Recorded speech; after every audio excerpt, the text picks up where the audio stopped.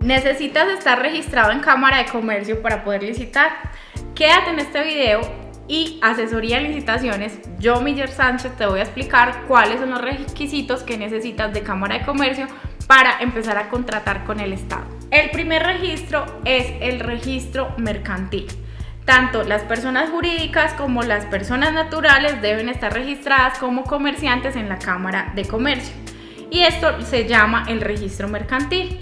Cuando somos personas jurídicas, esto nos va a permitir acceder a un certificado que nos va a demostrar cuánto lleva de existencia en la empresa y quién es su representante legal. A esto llamamos el certificado de existencia y representación legal, que es un documento habilitante, un requisito en todos los procesos de contratación. Pero resulta que hay algunas empresas o algunas personas que no están obligadas a tener registro mercantil. ¿Y cuáles son? Las empresas o entidades sin ánimo de lucro no están obligadas a tener registro mercantil, ni las personas que ejercen una profesión liberal. ¿Y cuáles son? Los abogados, los ingenieros, arquitectos, médicos, etc. Estos no están obligados a tener un registro mercantil y están inscritos como comerciantes en la Cámara de Comercio. El segundo registro para licitar es el tan mencionado RUP, Registro Único de Proponentes. Esta es la hoja de vida de la empresa. Aquí vamos a poder certificar toda nuestra información de capacidad financiera, capacidad jurídica, experiencia y códigos de clasificación de bienes y servicios. Si no sabes cómo funciona, te recomiendo que busques dentro de los videos que tenemos aquí en el canal de asesoría en licitaciones, porque hay mucha información para que aprendas a utilizar.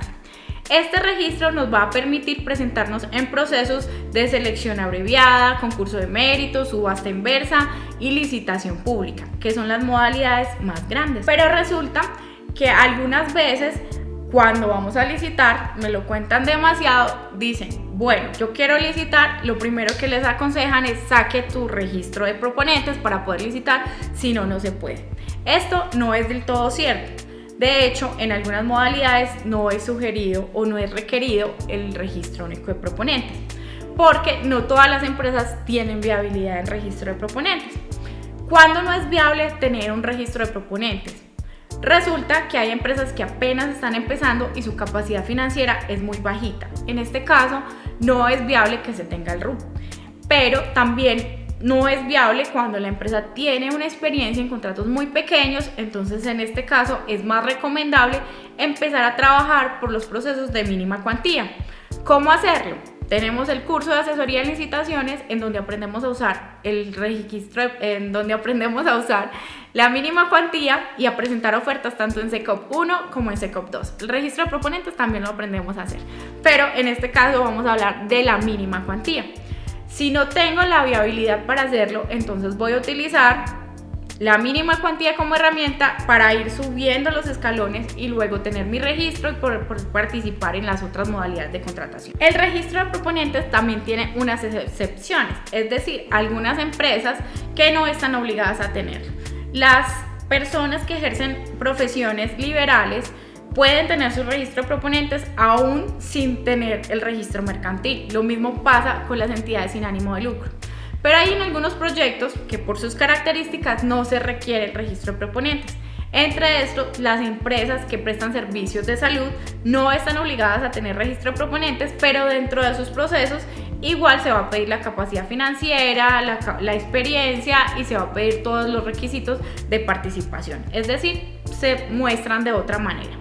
Y tampoco están obligadas a aquellas empresas que están en el exterior, ya sea persona jurídica o persona natural que están en el exterior y quieren empezar a licitar en Colombia, no están obligados a tener su registro de proponentes ni tampoco en el registro mercantil. Pero si estas empresas crean sucursal en Colombia, están obligadas a tener registro mercantil y registro de proponentes. Para poder licitar con el Estado tenemos unos tiempos para hacer toda la actualización de esos registros que estamos hablando. El registro mercantil tiene un tiempo desde el 1 de enero hasta el 31 de marzo de cada año. Podemos hacer la renovación en cualquiera de esas fechas, pero la fecha límite es el 31 de marzo. Ahí vamos a agregar toda la información financiera del 31 de diciembre del año anterior a corte contable. Y esa información contable va a ser cotejada o va a ser, digamos, unificada con la del registro único de proponentes. Cuando entonces ya tenemos el registro mercantil renovado, podemos pensar en inscribirnos si lo vamos a hacer por primera vez en el registro de proponentes o renovarlo. El registro de proponentes tiene una fecha un poco más flexible, lo tenemos desde el 1 de enero hasta el 5º día hábil de abril de cada año. Ese 5º día, este año, cae el 7 de abril. Entonces este año tenemos hasta el 7 de abril para hacer la renovación. La inscripción la podemos hacer en cualquier momento del año, pero si ya tenemos un registro de proponentes, tenemos hasta el 7 de abril para hacerlo. ¿Qué pasa si no renovamos ese registro de proponentes? Se cesan los efectos. Quiere decir que toda esa información se borra y aparece como si nunca la empresa estuviera registrado en el RUP. Por lo tanto, te toca hacer el doble de trabajo, cuesta lo mismo la inscripción que la renovación, pero tienes que volver a empezar a agregar cada uno de esos contratos, agregar cada uno de esos códigos, etc. Por lo tanto, hay que estar precavido y empezar a trabajar en él desde ya. Y de esa forma vamos a ir agilizando para no esperar hasta el 7 de abril a que nos coja el tiempo y no alcancemos a radicar nuestra renovación del registro de proponentes. Si vamos a hacerlo desde cero, tenemos que tener en cuenta que debemos de tener la renovación del registro mercantil. De lo contrario, puede pasar que nos toque hacer doble gasto porque nos tocaría la inscripción y al renovar el mercantil se actualiza la información financiera y nos tocaría hacer la renovación nuevamente. Así que evitemos ese doble gasto y hagamos las dos cosas paralelamente para poder empezar a licitar con todas las de la ley. En cuanto a el año 2020 fue un año muy diferente para toda la mayoría de las empresas. Por esa razón, las renovaciones en el 2021 con la información financiera del 2020 tuvo ciertas diferencias. Muchos indicadores financieros daban a negativo porque las empresas en su mayoría no generaban utilidades sino pérdidas. De ahí que nos permitieron presentar todo el año pasado los indicadores financieros del 2019, 2020 e incluso el 2018 para poder determinar cuál fue el mejor año de indicadores y con ellos poder participar en los procesos de contratación.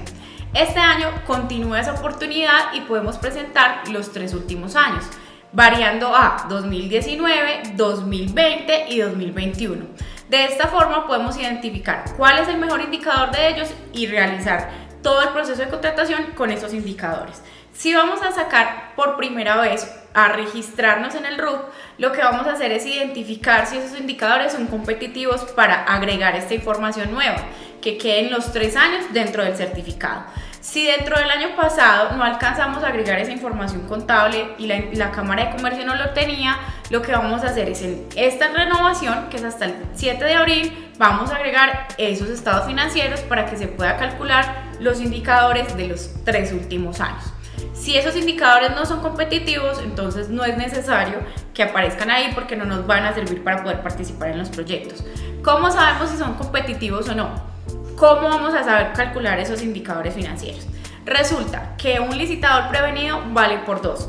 Por eso podemos descargar de la página web www.asesorialicitaciones.com. Aquí te voy a dejar el enlace en la cajita de descripción para que descargues la calculadora de capacidad financiera. Ahí pones todos los datos de activo, pasivo, patrimonio y él te calcula los indicadores y te muestra de tal manera que tú determinas si el indicador, por ejemplo, del endeudamiento nos está dando muy alto, más del promedio, que sería 60 o 70 hacia abajo, y yo lo tengo en 80, mi indicador no está siendo tan competitivo. Por lo tanto, no voy a utilizar los indicadores de ese año. Si ya es el único año que tengo, que voy a hacer es analizar si necesito mi registro de proponentes. Teniendo en cuenta que el registro de proponentes te va a servir como una herramienta para licitar, pero si no lo haces bien, no va a servir sino como un archivo en un cajón, ya. Por eso está el curso de asesoría en licitaciones 100% virtual, donde yo te enseño de forma práctica a hacer tu registro de proponentes como una herramienta súper potente para licitar. ¿Por qué te lo enseño a hacer? Porque yo vengo licitando desde antes de que existiera el registro de proponentes, así que sé ya demasiado sobre él. Así que vamos a mirar punto a punto cómo hacer para renovarlo, para escribirlo, para optimizarlo y que te sirva como esa herramienta que te va a permitir licitar por tus sueños. Y recuerda, si te gustó este video, comenta, dale un gran me gusta a este canal de comunidad de personas que licitan por sus sueños, que viven de la contratación estatal y aman su pasión por ella. Así que si tienes dudas, me comentas y recuerda activar la campanita. ¿Para qué la campanita?